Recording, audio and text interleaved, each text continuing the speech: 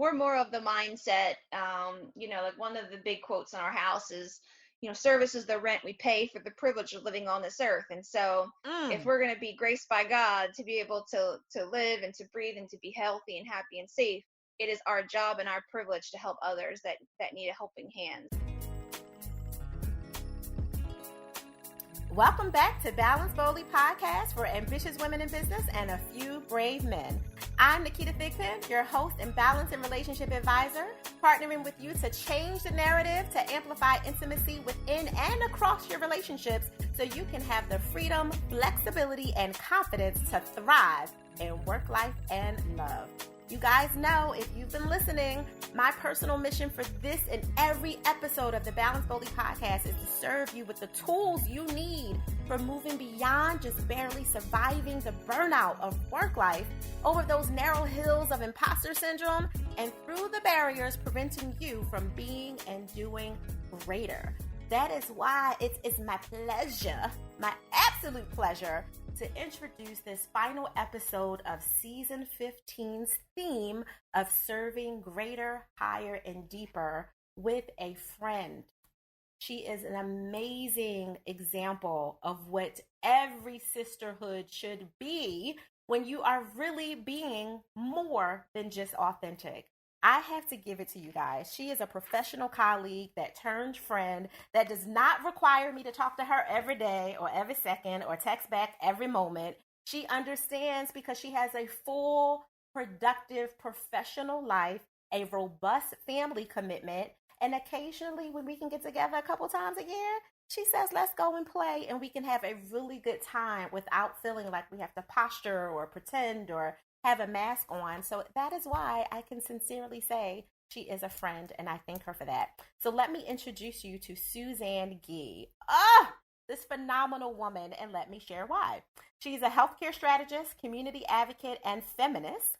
Also the president and CEO of Thrive Public Affairs, a recently launched consulting firm that I have been waiting for forever. So I'm so grateful that her someday, one day turned into now. Before becoming an entrepreneur, Suzanne was the head of community health engagement at Virtua Health Systems, spearheading disruptive solutions to complex social issues. In addition to all of that, she's been named Community Advocate of the Year by the National Association of Women Business Owners in South Jersey, and is also the recipient of the National Innovation Award by the American Heart Association for her work in creating and launching the Virtua Mobile Farmers Market program, the largest of its kind in the country. My friend Suzanne has spent her career working tirelessly to create partnerships with other community organizations, government officials, advocacy groups, and nonprofit trade associations to advance health and well-being. Suzanne Ghee, welcome to the Balance Boldly Podcast. Thank you so much. I'm excited to be a part of your show. Finally, someday, one day, podcast. Yeah, we're together now. Yes, it's so exciting. Do you remember that day? And of course, it was like well over a year ago. We were sitting at some, I don't know, cafe in Northern Liberties, and you were like, girl, my someday, one day. I'm working on my someday, one day. Do you remember that? Yes, girl, I do remember. I was dreaming my dreams up and preparing and I thank you for all the guidance you've given me over the years, because you build up the momentum, and then finally when you're ready to go, knowing that you have the support behind you, I can't believe I waited so long now. I know. Like taking advantage of all the fruits of all of the labor you put in, knowing that there was still going to be a lot more labor to come, but being able to have the flexibility that you have now in such a different way than you had when you were a high-level executive professional doing your thing. It's very different when you're now a high-end entrepreneur, right? Exactly. I think that, when you're running your own shop, you have a different lens on your powerful and purposeful mission. So while my work may have stayed the same, I'm now in a space where I can go in and create different types of programs and services and partnerships that just are elevated to a different sense, because I'm the creator and I'm the boss lady. So I've been loving it. I know that's right. Did you hear that, y'all? She said, I'm the boss lady. Okay. And when you can take ownership of that, it's just so powerful to know that you don't have that red tape that you had to navigate through and be an expert at navigating through when you work inside of a complex system, trying to create other layers of partnerships that are decomplexed, if that's a word. I think I just made that up. So that people can really benefit from whatever it is that you're trying to produce through those community partnerships is so important. So I'm just grateful that you are out there in the world doing your entrepreneurial thing, because I know you get to play bigger and smarter without all the red tape kind of strangling your efforts. Thank you. Yeah, and it's a lot of collaboration, and I get to work with a lot of really wonderful people that have shared passion, shared interest, and a wantingness to do good. So I think that that's probably the primer in the sphere of which I've been working my whole life in, and I've been loving the work that we've been starting since the beginning of the year. So hopefully 2020 will be even bigger. Yeah, I already know it will be. So absolutely. I know. Absolutely. So Suzanne, tell everyone a little bit about Thrive Public Affairs and the work that you do there, so they can understand and reach out to you.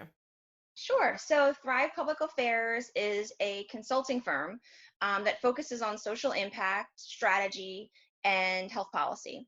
And so I've taken all of my experiences over the last 20 years and created this very hybrid shop.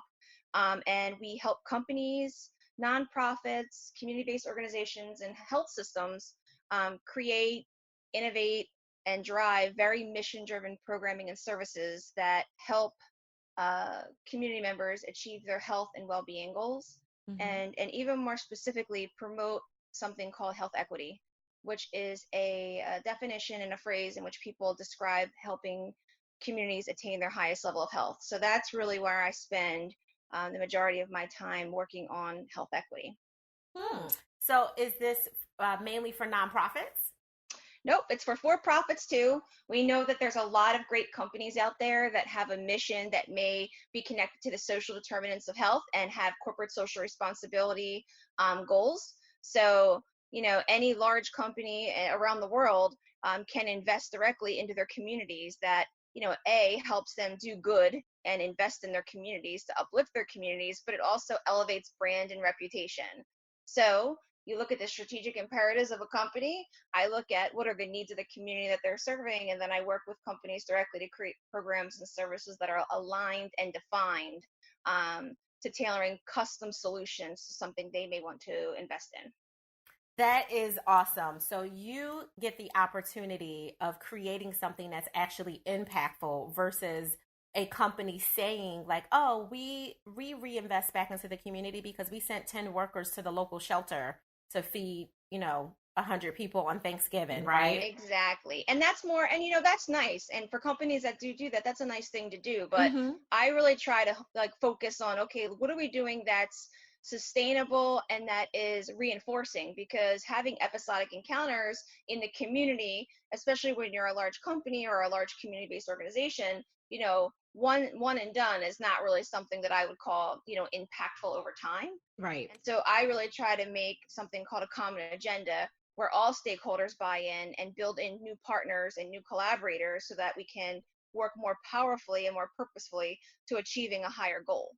And, ultimately that's well-being. And, so far so good. I've had some success and I feel proud of the work that we've been participating in. But, specifically, in the sphere of the conversation today, serving higher, right, and mm-hmm. having a deep impact, that's my swim lane, girl. So I'm glad you're talking about it. I know it is. Absolutely, all day. I love you so much for that, because I feel like you literally embody it, right? Like some people say that they are community advocates because 5 years ago they showed up at the right rally at the right time. Maybe it was with the greatest intention, but they are not really continually making sure they're rooted in the community and broadening their efforts by using the power of their social reputation and helping to create a ripple, which is what you and I were talking about before. And I use you and your husband, Damien, who I think is an amazing gentleman and phenomenal guy himself and a powerful professional. He's a keeper. You had him for a while. he definitely is not going anywhere because I know he is in love with you. Exactly. He is in love with you. He is so in love with you. I know he's a high level professional in his own right. And the two of you as a power couple, by my definition, definitely show up in spaces, not just to, purchase the ticket or donate some money, but you actually roll up your sleeves and help in various different ways across the community. And you pull in your network to help you get the message, out there faster, deeper, and more forward, which you could just selfishly do have you ever heard of the humble brag, like on Instagram? Yeah, so people are ratchet. So some people, it always. So some people will do what they call the humble brag. So they'll show up, and I use the soup kitchen, as an example because so many people will do that and get some picture moments, some PR from it, and say, look at what our company is doing. Look at what I'm doing. I took my son, my daughter, and like, yeah, but you did that one time. Maybe you do it annually, okay, but what about the other 364 days that people are hungry? You know what I mean? Like, right?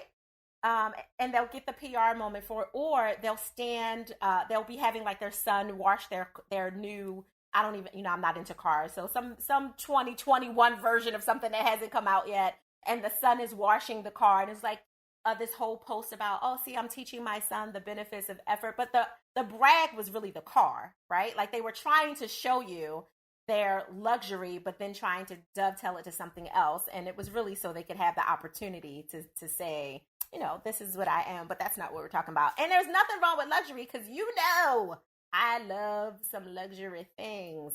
Like I am not, affected by that at all, but it's clearly that was just like their workaround of making sure people knew what they had. You know what I'm saying? Yeah. And I guess there's different strokes for different folks, We're more of the mindset, like one of the big quotes in our house is, service is the rent we pay for the privilege of living on this earth. And so if we're going to be graced by God to be able to live and to breathe and to be healthy and happy and safe, it is our job and our privilege to help others that need a helping hand. So that is me, the sassy advocate. And as much as I've encountered, and my husband would probably attest to this, I take every no as a maybe. So I think that a lot of the success that I have had, is my persistence and working to convene groups and people to say, okay, I can have an impact of one, but hey, if we all get together, we can have an impact of 10, 20, 30, and look how much we'll be able to do together. Exactly. No, and honestly, that's one of the reasons you and I were talking before, and you were giving me that look like, girl, shut up. Because, it's hard for givers to receive a lot of time, and you're such a giver. So I know sometimes receiving the acknowledgement or the compliment, because you're not working for that. That's not why you do what you do. Sometimes kind of just bounces off like, oh, okay, thank you. But moving on because I have this other, greater, deeper, right? Like, right? This other higher, greater, deeper work to do. You stand there and say all that, but I got stuff to do. But I do like to refill people. And, that's one of my many gifts is I love refilling and empowering and inspiring with the truth. Like, I am not going to blow your head up with anything to make you feel good. It is really, truly how I feel. And I feel like you are royalty. You are of a different breed, of a different nature. And there's many, many royals out there, but not everybody is a royal. Contrary to what people would like to post on a t-shirt and say that I'm a queen. Not everybody's a queen. Okay. And not everybody's a king and not everybody's a prince or a princess. Hopefully you can get yourself to that point, but you got to put in the work to earn that royalty, I believe. I don't truly think that you're just born into it that way, because most people who are born into any kind of like literal royalty typically are pretentious and have other things and are not necessarily doing anything beyond the humble brag or the PR moment. And I know from a personal experience with you that that's not who you are. You don't do anything for the humble brag. It is really about the outcome and the impact that you're giving. And the acronym for Royals, which sometimes, I add the S, sometimes I don't, but in your case, I'll add the S. For me is really simple, and I feel like Suzanne Ghee that you embody this acronym. So are you ready for it? So Royals, R-O-Y-A-L-S, is, to me, is regality offering your ability to lift sisters. And I truly believe that you use your regality just that way. You understand that it is the opportunity for you to lift someone else. And of course you do lift men as well, but in my case, I know from a personal professional experience, when we met completely professionally, you synced in with me, you got the message, you understood what I was saying and doing. Back at the WIN group, the leadership conference that you guys were having at Virtua, and you were like, she's the truth. And you didn't leave it at a compliment of she's the truth. You were advocating for me behind the scenes relentlessly, regardless of outcome. You were like, you guys need to recognize that she is the truth. And I'm going to scream it from the heavens to everyone that I know in and outside of my social sphere to make sure that I lift this woman up. And those things ripple, whether you realize where it's coming from or not. You sent that out into the universe. And I truly believe that you just don't do that for me. You do that for other people that really sink in your spirit. And therefore, you will always be held up on that platform. Not that anyone's looking at you like a god or anything like that, but holding you up higher and helping you understand that people are also here to help serve you as well, to get your greater message out there. So I hope you receive that you are royal, Suzanne. Girl, you're so sweet. Gonna make me all like weepy-eyed on a Friday. Jeez Louise. You are so sweet. I know the first time I met you, I felt like I met like one of the last unicorns. But I was hearing you speak, and I'm like, oh my gosh, I'm in love with this woman. I'm loving what she's saying, and you're just so special. So you too need to receive the cascading goodness that you're spreading into the universe, because simply by speaking to people and empowering them and uplifting them, I mean, that's what this life is all about, right? So we do what we can do, and we are purposeful in what we do. And I truly believe in women supporting and uplifting other women. Like, that's one of the big principles of what I do, and I try to pull it into nearly every facet of my life. And some would say I'm kind of crazy, but I think about everything, and I think it's really important. Yeah, I don't think that's crazy to be strategic and agile. And I think you're both of those things. Like, you're deliberate when you calculate, how do I want to do this? Where do I want to do it? What's the impact going to look like? But be flexible enough to understand that you might have to maneuver some things to actually get something done. I think that's not crazy. And if it is, I'm crazy too. We're going to be crazy together. Put us in the crazy boat. I think we can create a nice big boat, because there's quite a few folks that both of us can probably invite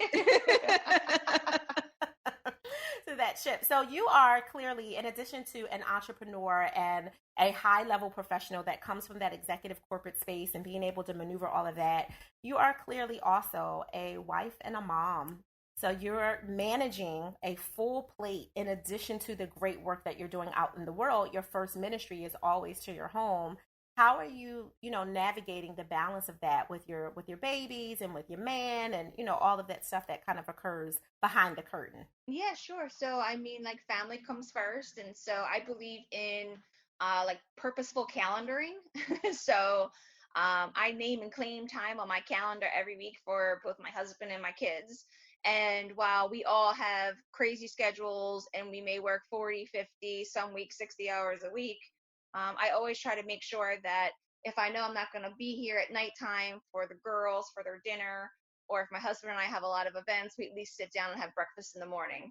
So before our days get, set off and crazy, can we have a hot breakfast and sit down, talk about the roses of our week, the thorns of our week, and just spend time together as a family.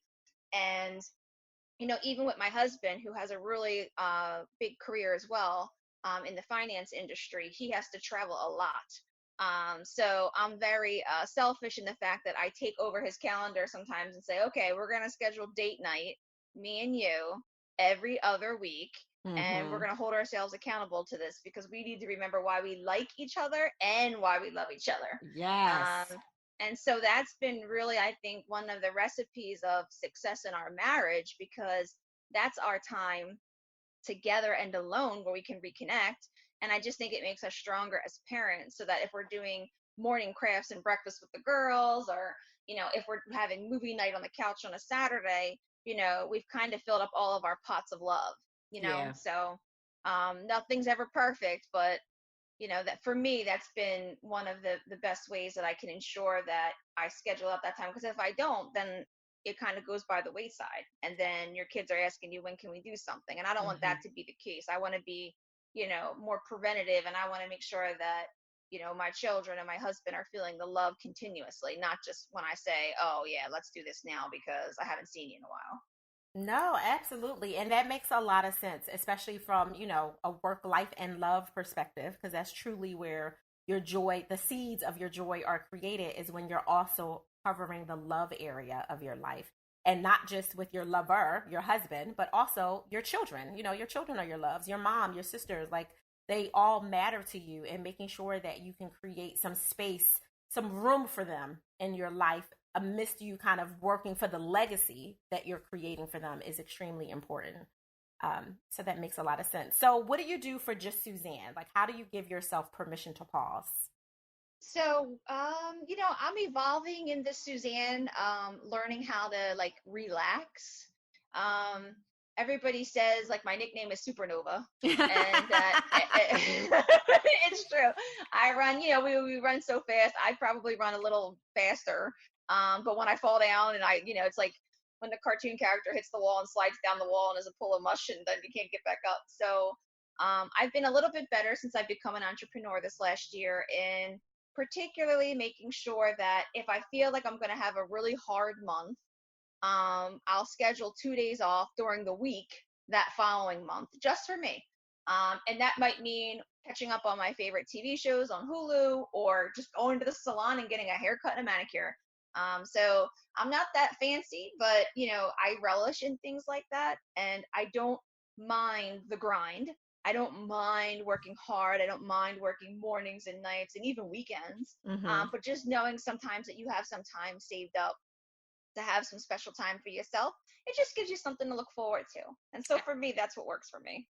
Absolutely. And I mean, the reality is the balance is not in how many things you do or don't do. It's doing what your truth is, and you're living your truth out loud and creating some boundaries to make sure that you can continue to do that, which is right, which is why you can have such a very full plate. Because when I tell you guys that her plate, if I listed out what she does on an average Tuesday, is what most people do in at least a week and a half, including the weekend time with the family stuff. It's no exaggeration at all.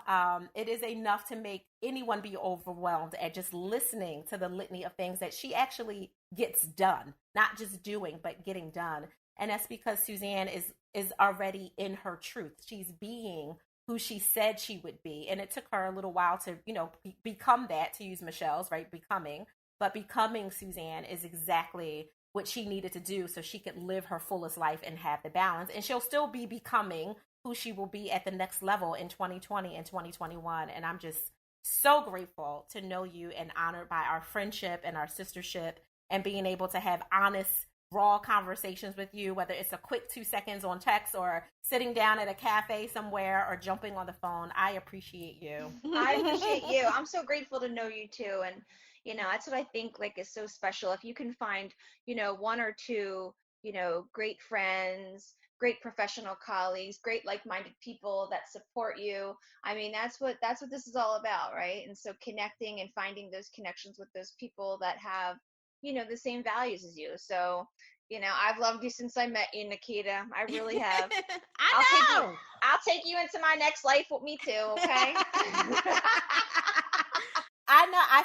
I felt the genuineness of it, and it's still there. So I'm excited. The balance with the Supernova R.O.Y.A.L, Suzanne Ghee, everyone. So Suzanne, how can people connect with you? You can check me out on LinkedIn, Suzanne Ghee, or you can check out my company's website, www.thrive Public Affairs, and I'm also on Twitter at Suzanne J. That is perfect. Always, I honor you and I thank you so much for carving out this time for all of the ambitiously bold women in business and those few brave men that are listening to us right now and ready to take all of the nuggets that you just gave and understand that they too can be a supernova and still have balance as long as they are royal when they serve higher, deeper, and greater. So thank you so much.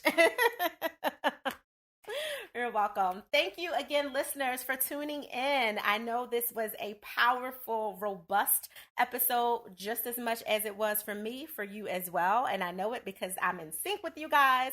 So as always, if you are new to the Balance Boldly podcast, make sure you subscribe, rate, and give us an honest 5-star rating and share your review to make sure we can help all of the other ambitiously bold and brave people out there have access to these valuable life, love, and business balance tools. Guys, we are everywhere on every podcast app: iHeart, Spotify, Apple, Google Podcasts, Google Play, you name it, we are there.